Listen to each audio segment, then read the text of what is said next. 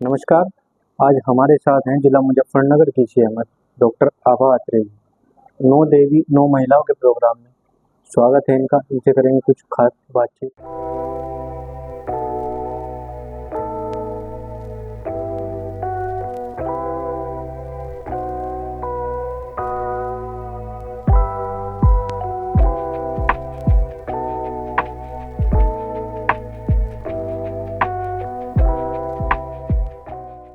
नमस्कार मैडम। धन्यवाद। नमस्कार। आप थोड़ा अपना परिचय दीजिए। मैं डॉक्टर आभा अत्रे, सीएमएस जिला महिला चिकित्सालय मुजफ्फरनगर। जी मैडम, आप अपने हॉस्पिटल में, डिस्ट्रिक्ट हॉस्पिटल में किस तरह की सेवाएं प्रदान करते हैं, स्पेशली महिलाओं के लिए? हमारा अस्पताल जैसे कि नाम से ही है जिला महिला चिकित्सालय, पर इसमें हम महिलाओं को और बच्चों को दो जनों की सेवाएं हैं, जो सभी तरह की सेवाएं हैं। जैसे महिलाएं आती हैं गर्भवती और जो गर्भवती नहीं है, तो दोनों तरह की महिलाओं का ट्रीटमेंट है। जो गर्भवती महिलाएं हैं उन्हें शुरू से जांच से लेके अल्ट्रासाउंड, फिर उनकी डिलीवरी, फिर या ऑपरेशन है तो, और यदि उनका बच्चा भी किसी का भर्ती होना है तो हमारे यहाँ एसएनसी भी है। तो जच्चा और बच्चा की सभी सुविधाएं हमारे यहाँ दी जाती हैं। जी मैडम, इसमें सरकार की तरफ से किस तरह की सुविधाएं प्रदान की जाती हैं जो डिलीवरी वाली महिलाएं आती हैं? सरकार की तरफ से तो सभी तरह की सुविधाएं सरकार की तरफ से ही हैं। ये सरकारी ही अस्पताल है। जो भी सुविधाएं हैं सब फ्री हैं। उनको यदि ब्लड की जरूरत होती है तो ब्लड बैंक से उन्हें ब्लड मिलता है जो कि फ्री है। और हमारे यहाँ पे जो भी सुविधाएं हैं उनकी जांच से संबंधित, जैसे ब्लड की जांचें हैं या फिर उनकी काउंसलिंग है, किसी भी चीज को लेके, फैमिली प्लानिंग को लेके परामर्श है, फिर उनका अल्ट्रासाउंड है, उनकी डिलीवरी है, सब सरकार की तरफ से ही है और सब फ्री है। इसके साथ साथ हर डिलीवरी पे जो महिला शहर की है उसको 1000 रुपये, और जो गांव की महिला है उसको 1400 रुपये उनको यहाँ पर मिलते भी हैं डिलीवरी के बाद। मैडम, जैसे हमने ऐसा कुछ सुना था कि जिसको लड़का होता है उसके लिए कुछ अलग है और जिसको लड़की होती है उसके लिए सुविधाएं कुछ अलग है। नहीं, हमारे अस्पताल में तो सबके लिए बराबर सुविधाएं हैं। जिनको बच्ची हो या बच्चा हो, बेटी हो या बेटा हो, हमारे यहाँ से तो जो भी सुविधाएं हैं, जैसे डिलीवरी के पैसे हैं या उनके इन्वेस्टिगेशन है या उनके खाना पीना है, खाना पीना भी गवर्नमेंट ही देती है और वो सब फ्री है, यहीं बनता है, सारी चीजें हैं। लेकिन कुछ योजनाएं लड़कियों से संबंधित अलग हैं, लेकिन वो हमारे डिपार्टमेंट से नहीं है। वो पहले सीएमओ कार्यालय से थी वो, अब वो जो समाज कल्याण विभाग है अब वो वहां से है। जी मैडम, आप इतने बड़े पद पे डिस्ट्रिक्ट हॉस्पिटल में, थोड़ा आप अपनी जर्नी के बारे में थोड़ा बताइए दर्शकों को। मेरी जर्नी तो सभी जब डिपार्टमेंट में आते हैं तो शुरुआत का जो पद होता है महिला चिकित्सा अधिकारी, वही मैं थी। और धीरे धीरे अपने मतलब काम से ही सब चीजें आगे, टाइम से प्रमोशन और टाइम से सब होता गया। और अब 2021 से मैं यहाँ पे जो है अपने सीएमएस के पद पे हूँ। 2021 मार्च से मैं इस पद पे हूँ। जी मैडम, कहाँ से आप बिलोंग करती हैं? मैं मेरठ से बिलोंग करती हूँ वैसे, और मेरे पेरेंट्स का घर मेरठ में है, लेकिन मेरे जो मतलब बाबा दादी थे वो शाहपुर के थे और मेरे नानी नाना जी यहीं मुजफ्फरनगर मंडी के थे। जी मैडम, जैसे हॉस्पिटल में जच्चा बच्चा केंद्र वगैरह होता है, इसमें तो अनेकों समय पे हम देखते हैं, हम तो प्रोग्राम करते रहते हैं। जी बीच बीच में कौन से स्पेशल प्रोग्राम आपके होते हैं महिलाओं को जागरूक करने के लिए? जैसे डिलीवरी का उनका समय आता है, उससे पहले क्या क्या प्रोसीजर उनको फॉलो करनी चाहिए? हमारे यहाँ पर जागरूकता के कार्यक्रम हमारी तरफ से भी और गवर्नमेंट की तरफ से भी चलते ही रहते हैं। जैसे आप अभी देख रहे हैं कि मोदी जी का जन्मदिन था जी 17 सितंबर को, तो उसी दिन से एक सेवा पखवाड़ा शुरू हुआ है जो 17 सितंबर से लेके 2 अक्टूबर तक है।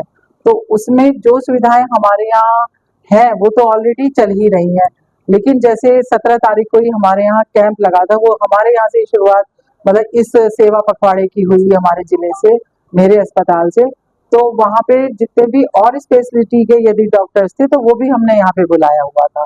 तो उनको सभी तरह का परामर्श, यदि वो फैमिली प्लानिंग वाला लेना हो, किशोरियों को लेना हो, जो और उनके अल्ट्रासाउंड है या उनकी जैसे ये वाली बीमारियां हैं आजकल आप जानते हैं, HIV है या हेपेटाइटिस है, तो उनको उनसे कैसे बचा जाए, यदि है तो भी उनसे आप हम यहाँ पे क्या क्या कर सकते हैं, क्या सुविधाएं हैं, सब चीजें, काउंसलर सब हैं हमारे यहाँ पे।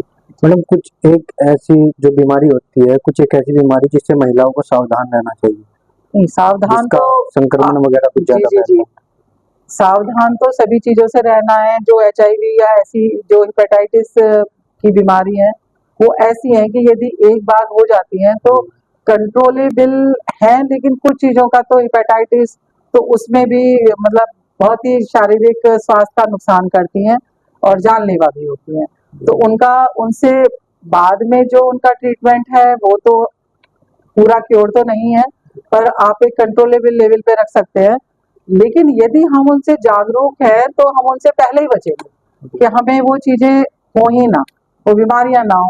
तो जैसे हम ही जानते हैं कि जहाँ पे भी भाई आप लोग मतलब इंजेक्शन वगैरह लगते हैं तो कहीं ऐसी जगह डॉक्टर से ना लगवाएं कि जो एक ही सिरिंज से सबको लगा रहा है तो वो एक दूसरे से फैल जाती है। यदि माँ को मान लो बीमारी है, बच्चे में जाने के चांस होते हैं, तो वहां पे किसी से पहले छिपाए नहीं, यदि किसी को हो भी गया है है। और वहां कराए। जैसे सरकारी अस्पताल है जहाँ सब सुविधाएं हैं, ये सब जांचें होती हैं, हर गर्भवती महिला की ये जांच होती है। तो यदि पता लग जाता है तो उसका ट्रीटमेंट शुरू हो जाता है। और जब डिलीवरी का टाइम होता है तो बच्चे होने के समय पे बच्चे को भी जो दवा दी जाती है और महिला को जन्म से पहले ही जो दी जाती है वो सब यहाँ पे है। तो वो ऐसी जगह डिलीवरी कराए, ना कि छिपके कहीं और जहाँ उन्हें कोई भी सुविधा ना मिल पाए। तो पहले बचना जरूरी है। और जैसे ये HIV है तो ये आपके जो यौन संबंध है भाई एक से ज्यादा से है या आपको पता नहीं, तो ये सुरक्षित रखें, अपने साथी के प्रति वफादार रहें, एक से संबंध है तो ये चीजें नहीं भी होंगी। और वही है कि ब्लड यदि ट्रांसफ्यूजन हो रहा है तो ब्लड भी ऐसी जगह से चढ़वाएं जो पूरे रिकॉग्नाइज हैं, जो ऑथराइज जगह है। मतलब ऐसे ही कोई भी जैसे गांव का कोई क्वैक है या कुछ है कि मैं चढ़ा दूंगा, हम ऐसी जगह जाने से बचें, ऐसी जगह ना जाए। मैडम हमने एक प्रोग्राम किया था, एक संस्था है हमारे यहाँ पे, वो ऑर्गन डोनेट करती है, बॉडी पार्ट्स के अंग, और एक होता है रक्तदान। जी तो आप मनुष्य के लिए रक्तदान महादान बताया गया है, जी एक रक्तदान के बारे में बताइए, और एक थोड़ा हमको ये बॉडी पार्ट जो दान करते हैं मृत्यु से पहले जी, उनके बारे में बताइए, किस तरह का हो। रक्तदान के लिए तो हमारे यहाँ जैसे ब्लड बैंक है, यहाँ पर अपनी मर्जी से आके कभी भी रक्तदान कर सकते हैं। रक्तदान से पहले खुद पैथोलॉजी वाले जो है वो जांचें करते हैं कि कौन ब्लड दे सकता है कौन नहीं दे सकता है। उसमें कई सारी बीमारियों की जांचें होती हैं। तो जिन जो बिल्कुल स्वस्थ है और ब्लड दे सकते हैं और उनके शरीर में कोई इन्फेक्शन भी नहीं है, तो उन लोगों का ब्लड ले लिया जाता है। तो वो लोग अपने आके जो भी इच्छुक है वो यहाँ जांच करा सकते हैं। हमारा जो जिला पुरुष चिकित्सालय है वहाँ पर ब्लड बैंक है, वहाँ पर डॉक्टर PK त्यागी जी हैं, और हमारा जो ब्लड बैंक है वो भी नंबर 1 है, जो बहुत यूपी में ब्लड कलेक्ट करता है और ब्लड डोनेट करता है। तो वहाँ आके वो अपनी जानकारी ले सकते हैं। दूसरे जो ऑर्गन वाला है उसके लिए अपना ऑर्गन कोई भी यदि कोई दान करना चाहता है तो उसका मतलब ये नहीं कि जब वो बिल्कुल आखिर में पहुंचेगा मान लो तभी उसको करना है। वो अभी से एक फॉर्म होता है जिसमें वो अपना डिक्लेरेशन दे सकते हैं कि हाँ मैं अपना ऑर्गन दान करना चाहता हूँ, जब भी कभी मेरी डेथ हो या ऐसी कोई स्थिति हो तो मेरा वो ले लिया जाए। और तब वो उस फॉर्म के हिसाब से घर वाले इन्फॉर्म कर देते हैं और वो ले लिया जाता है। लेकिन मैडम हमने कुछ सुना है कि आंखें जो होती है वो मृत्यु से 1-2 घंटे पहले भी डोनेट जी हो सकती जी है। हो नहीं हो तभी हो सकती है, वो बताए वो तो कभी भी सकता है। पर यदि आप अभी से अपना मन बनाए हैं, अभी आप चाहते हैं, तो वो अपना लिख के दे सकते हैं। मतलब अपना जो कमिटमेंट है कि मैं ये देना चाहता हूँ, आंख भी देना चाहता हूँ, या कभी भी जब वो लिया तो कोई जब ही लेगा जब आपके लिए वो नहीं रहेगा काम का, है ना। जब आपकी डेथ नियर होगी या कुछ होगा तभी लेंगे, लेगा तो कोई पहले तो कोई नहीं ले लेगा। लेकिन उसकी इंफॉर्मेशन कि देना चाहते हैं तो आप अभी भी दे सकते हैं कि जब मेरी डेथ हो, और उससे ये तो उससे पहले तो जब जैसे कोई मान लो कॉमा में कोई एक्सीडेंट हो गया तो घर वाले समय से वो बदल दें, इन्फॉर्म कर दें वहां पे। तो वो जो डोनेशन बैंक हैं इनके, वो आके तब उनको मतलब एयरलिफ्ट करके या जैसे भी वो मैनेज कर देते हैं। मैडम हमारे दर्शकों को ये बताइए कि इस डिस्ट्रिक्ट हॉस्पिटल में किस किस तरह की सुविधाएं मिलती है, क्योंकि अक्सर लोग एक मिसपरसेप्शन बनाया हुआ है कि सरकारी हॉस्पिटल में जो है सुविधाएं अच्छी नहीं मिलती, नहीं, वो डाइवर्ट होते हैं प्राइवेट हॉस्पिटल के लिए। नहीं, सरकारी अस्पताल की तो अब पूरी जो पहले एक इम्प्रेशन होता था वो सभी बदल चुका है।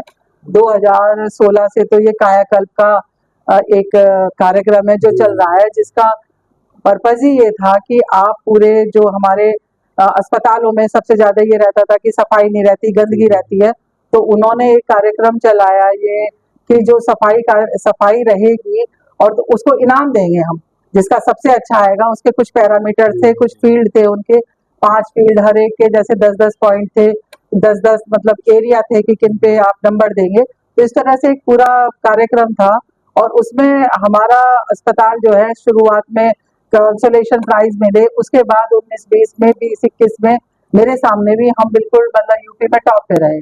और सबसे पहले एनपास सर्टिफाई हुआ हमारा जो अस्पताल है। और एनपास वो होता है कि हम क्वालिटी सर्विसेज दे रहे हैं, तभी वो सर्टिफाई होता है। और आप देख भी रहे होंगे हमारे यहाँ ये भी बाहर भी लगा हुआ है।